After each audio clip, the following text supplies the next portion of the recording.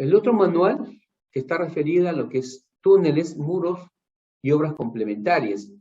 Este manual salió en el año 2018, perdón, en el 2016, donde que también igual, necesitamos este manual porque nos va a permitir justamente tener todos los criterios y parámetros para el diseño de lo que son los muros, ¿no? Entonces, ese manual, por ejemplo, no te habla de puentes, entonces vamos a tener muros, porque vamos a tener, por ejemplo, en las secciones, en alguna vía, que si bien es cierto, no nos podemos pegar a una de las márgenes porque no nos permite, por ejemplo, el talud, pero vamos a tener que ganar de repente la plataforma, el ancho de la plataforma, vamos a tener que construir muros. Y este diseño de muros, pues vamos a tener que recurrir a este manual para que nos oriente y nos diga cuáles son los criterios de diseño de los muros, no solamente de muros, sino de las obras complementarias que podamos tener y el tema de lo que son los túneles, ¿no? Cuando hablamos del tema de túneles, hace unos años no teníamos este manual y hay muchos túneles que se han construido en el país, se han construido pues definitivamente pues con normas de otros países que por lo general son manuales de los españoles que hemos construido los túneles, ¿no? Por ejemplo, en el túnel de la línea del metro se han construido pues con manuales de España, ¿no? Y si ustedes revisan, este manual tiene mucha similitud con los manuales europeos de diseño de túneles, que también es otra rama de la ingeniería que hay que construir túneles. Definitivamente, no solamente una carretera, pues necesita, es la vía en sí, aparte que va a un tema comunitario el puente, sino también pues tenemos que hay que construir túneles, porque finalmente es mucho más eficiente contar con túneles que desarrollar todo de repente un tema de un desarrollo bastante complicado en una carretera, considerando pues que nuestra geografía en nuestro país es bastante compleja, ¿no? Que tenemos pendientes muy pronunciadas, ¿no? Y el tipo de material pues que se encuentran en estos lugares son bastante pues variables. El otro manual que tienen que utilizar definitivamente pues es el manual de ensayo de materiales, porque ustedes cuando sacan el material de una cantera para poder determinar si tienen la capacidad y que cumplen con las características técnicas para hacer una base, una subbase, un afirmado, ¿no? O ver la resistencia del concreto que ustedes están estableciendo, los agregados, si cumplen con las características, si la piedra chancada tiene la abrasión correspondiente, tiene la abrasión. Entonces, ¿qué tipo de ensayos se tienen que hacer, ¿no? En laboratorio, cuáles son los límites permisibles, te los establece también este manual. El otro manual que también utilizamos es el manual de suelos, geología, geotecnia y pavimento, ¿no? En este manual nos permite tener pues las características, cómo vamos a ver las características del comportamiento de la plataforma antes de hacer el diseño, ¿no? Tenemos que determinar los niveles de capacidad portante de la subrasante, ¿no? Para poder diseñar si vamos a hacer mejoramientos en la plataforma, ¿no? O simplemente pues vamos a poder colocar un afirmado de 15 centímetros o necesitamos colocar pues un pavimento que tenga una base, una subbase o con una carpeta con una carpeta a nivel de asfalto en caliente o simplemente un recorrimiento con una solución básica, ¿no? En el tema de geología, donde se establece pues los tipos de inclinación del corte del talud que vamos a tener cuando hacemos el diseño, ¿no? En el tema de geología, para el tema de puentes, que vamos a establecer las características morfológicas por el tipo de cimentación que vamos a tener cuando tengamos para diseñar un puente. En el manual de dispositivos de control de automotor para calles y carreteras está relacionado pues todo lo que está a los aspectos de las señales verticales, horizontales, las marcas en el pavimento, los semáforos y dispositivos auxiliares que contiene una vía.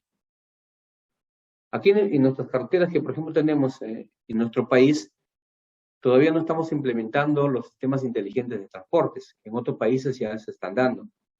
Entonces también existe todo un manejo en el tema de infraestructura vial, la implementación de los sistemas inteligentes de transporte.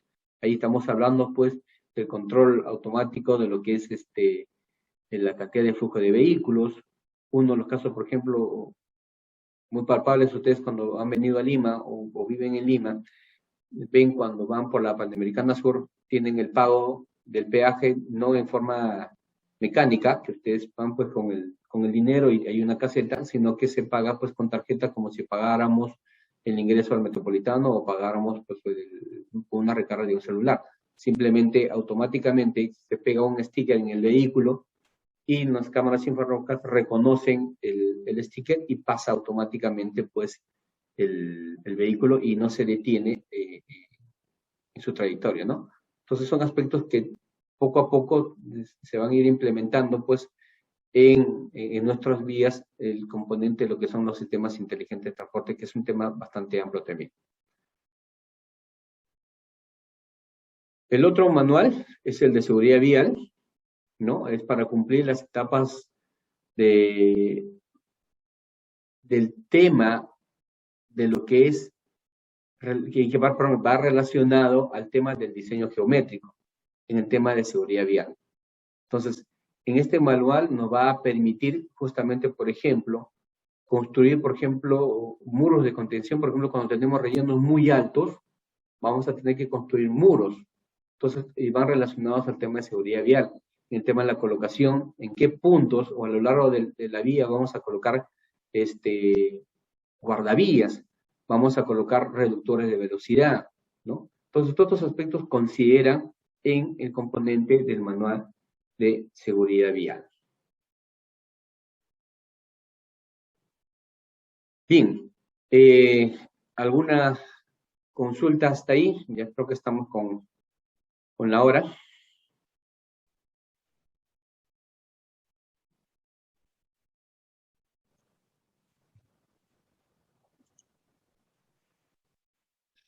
Correcto, ingeniero. Muy bien, amigos. Entonces, de esta manera estamos desarrollando ya la parte introductoria, estamos finalizando en el tema de elaboración de expedientes técnicos.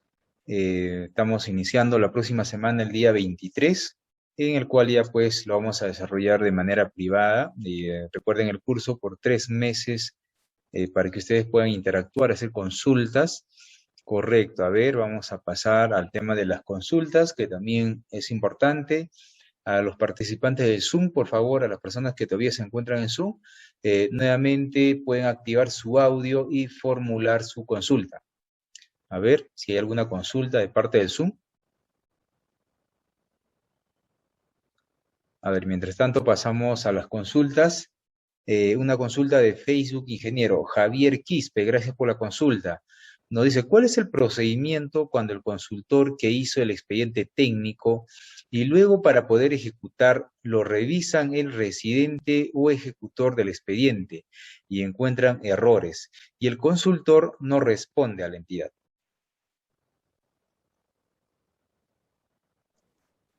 Sí, definitivamente, ustedes saben de que el consultor no está en la obligación de responder, porque podemos tener, por ejemplo, que este año has terminado con el estudio y ya estás en la etapa de ejecución a los 2 años que tú has terminado con el proyecto y el consultor no está en el país o sus especialistas ya no están trabajando con él.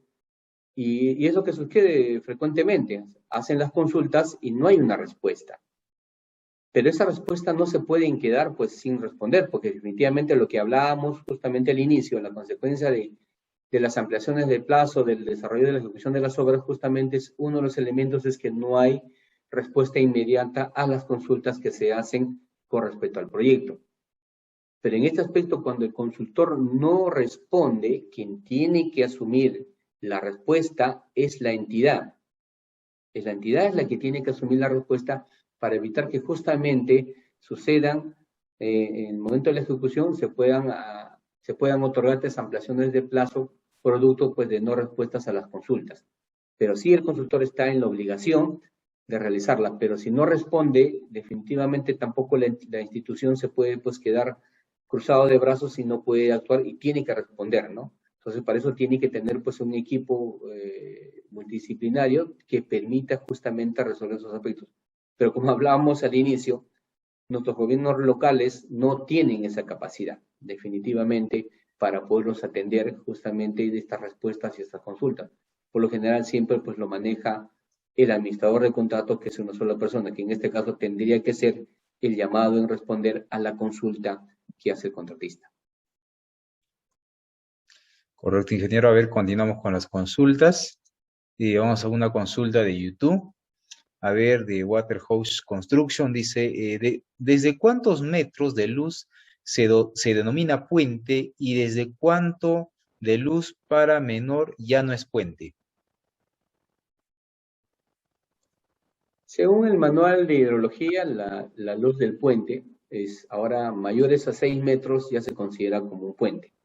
Más antes era hasta 10 metros, y hasta 10 metros, como ustedes saben muy bien, podíamos construir hasta pontones. Pero ahora, en el tema de conceptos, a partir de 6 metros ya se denomina, ya tiene el concepto como puente. Correcto, ingeniero. A ver, otra consulta de Ninger, Mendoza y Suiza. Nos dice, ingeniero, buenas noches. ¿Cuál es el criterio que debe tener en cuenta para colocar las señalizaciones?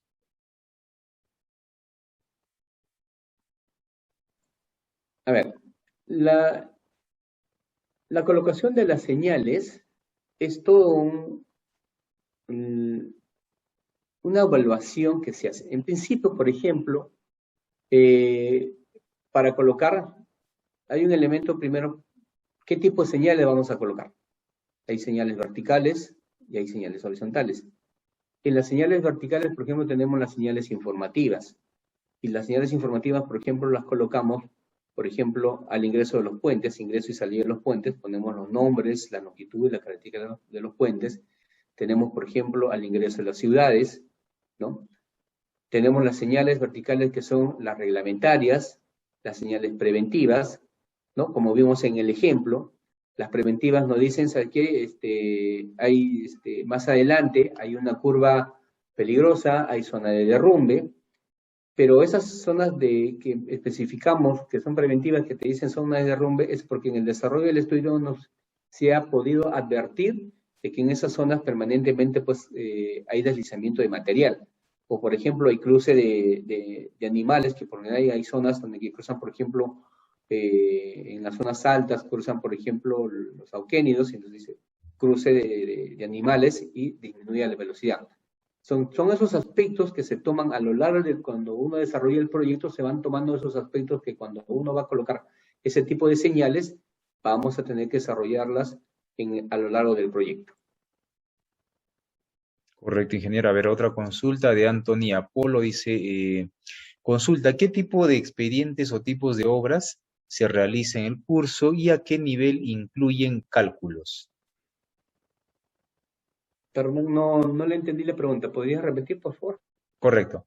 Nos dicen, ¿qué tipo de expedientes o tipos de obras se realiza en el curso y a qué nivel incluye cálculos? Ok.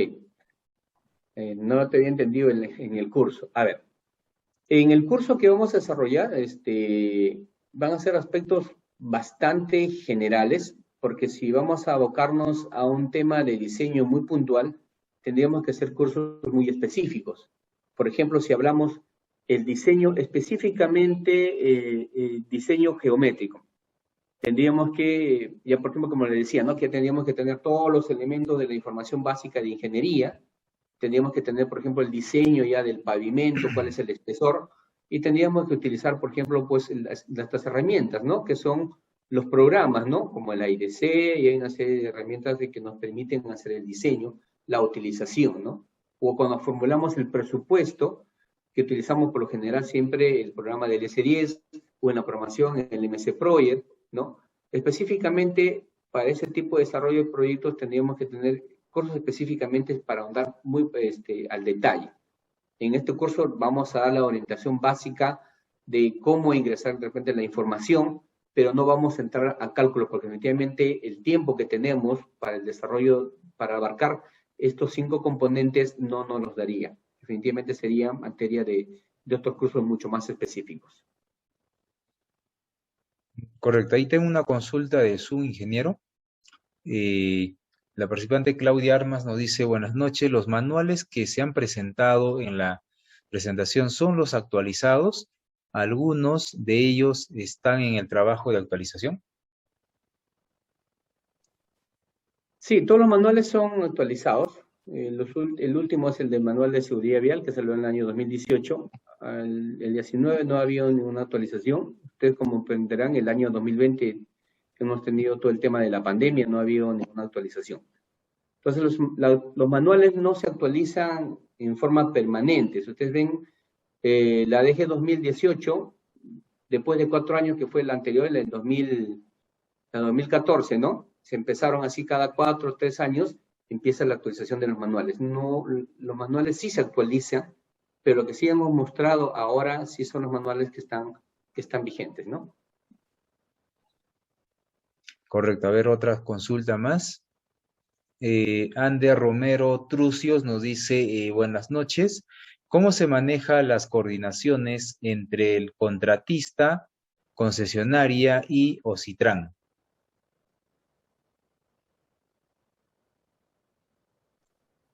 Creo que ahí sí no sabría responderte, pero me imagino que el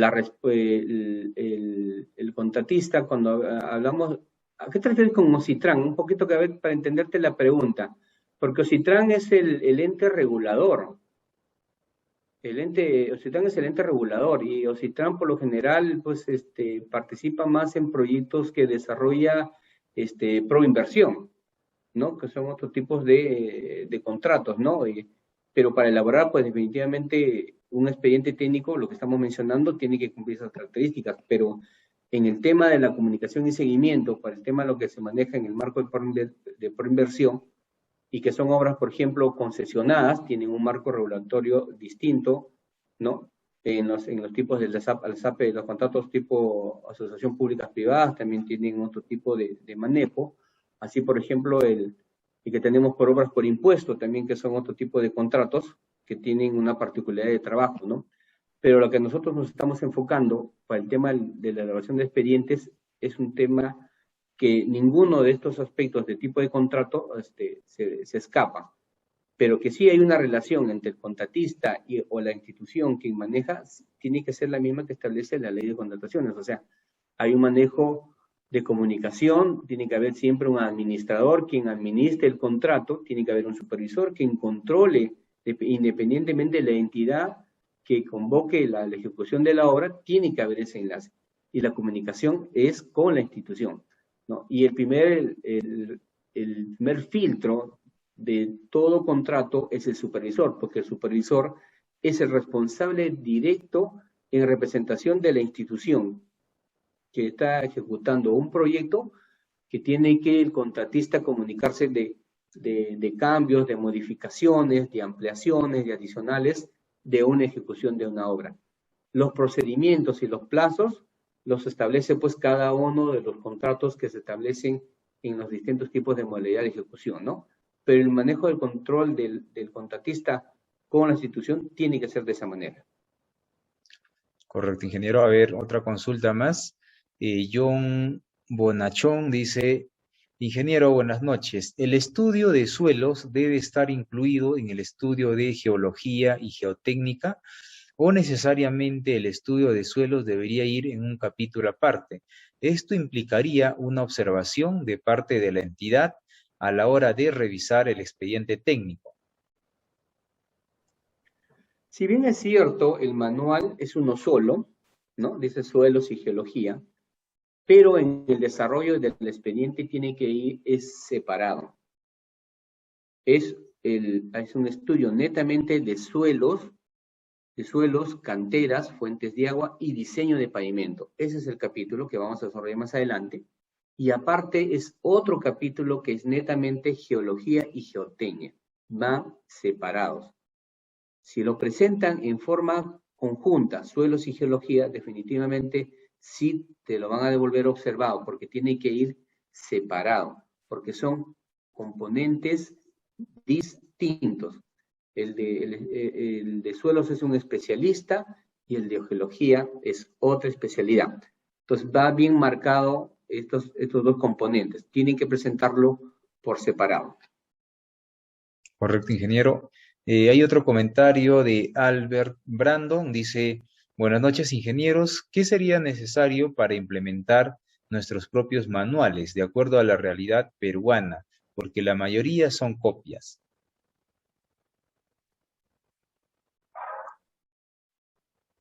Definitivamente, los manuales son adaptaciones, pues, de experiencias de otros países, eh, de Europa, de América, de Estados Unidos.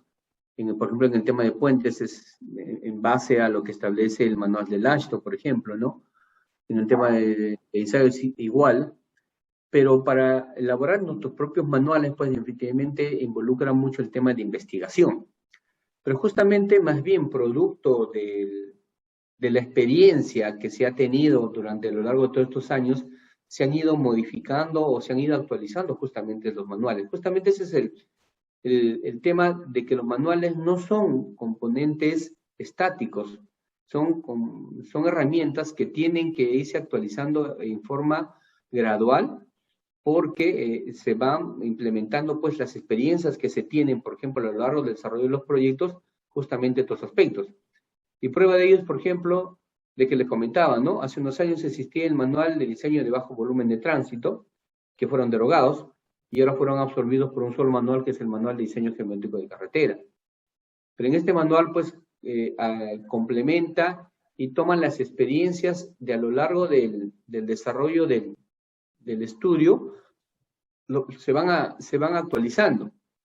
Y más aún, cuando los manuales, antes que sean aprobados, se prepublican.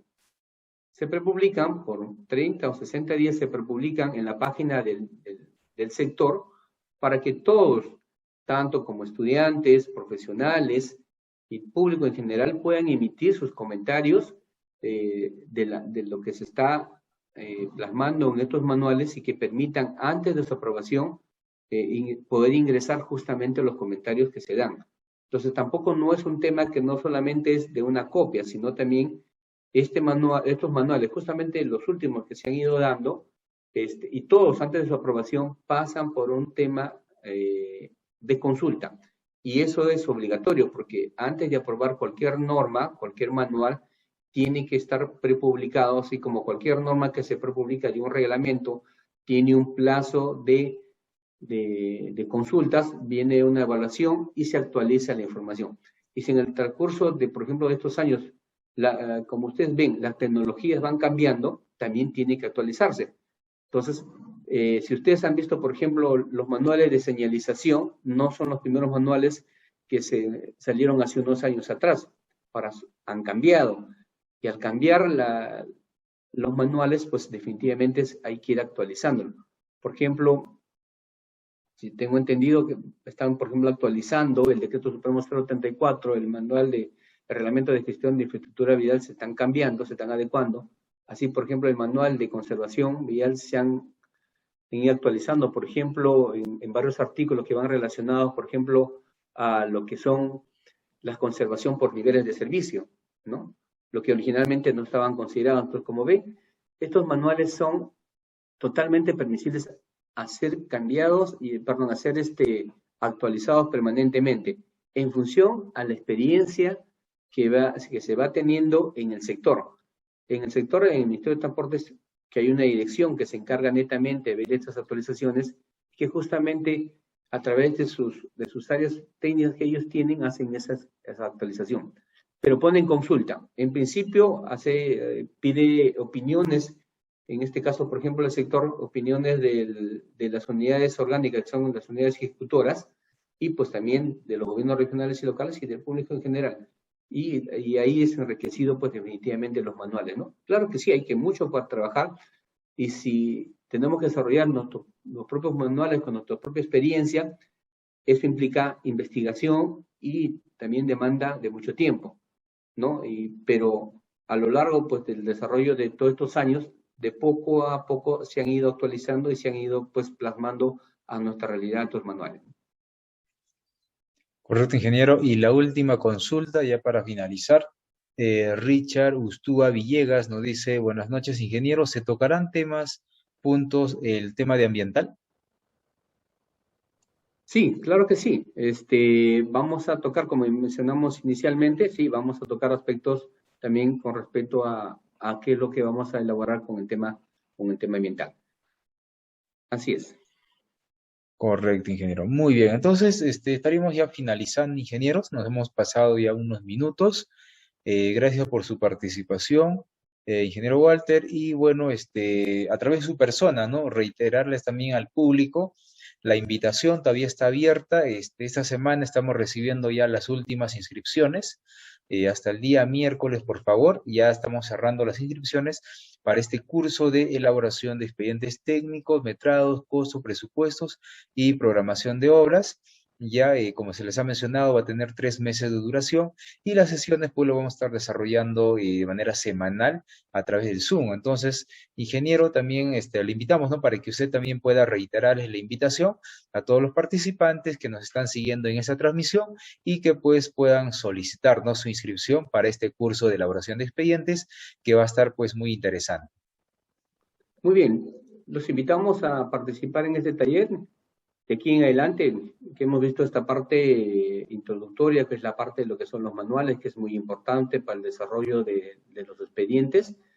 Este taller lo vamos a hacer bastante práctico. Si bien es cierto, no vamos a entrar mucho al detalle, como les decía, nos tomaría bastante tiempo, pero vamos a dar las mejores pautas, las mejores alternativas y algunas experiencias que a lo largo del desarrollo de los estudios y de estos años hemos venido desarrollando para que ustedes no cometan algunos inconvenientes, para que sus expedientes no sean quizás los óptimos, pero al menos tengan la menor cantidad de riesgos para que al momento que se ejecuten no tengamos que justamente lo que mencionamos, ¿no? Paralizaciones, productos de adicionales o no respuestas o mayores metrados o partidas nuevas que producto pues de una mala elaboración de un expediente se dan, ¿no? Permanentemente. Entonces, por lo tanto, este taller los va a ayudar mucho a ustedes, al menos a tener conceptos bastante generales y que pueden ustedes elaborar pues expedientes técnicos de calidad. Correcto, ingeniero, Gracias. muchas gracias por su participación y ya nos estaríamos reencontrando en una próxima sesión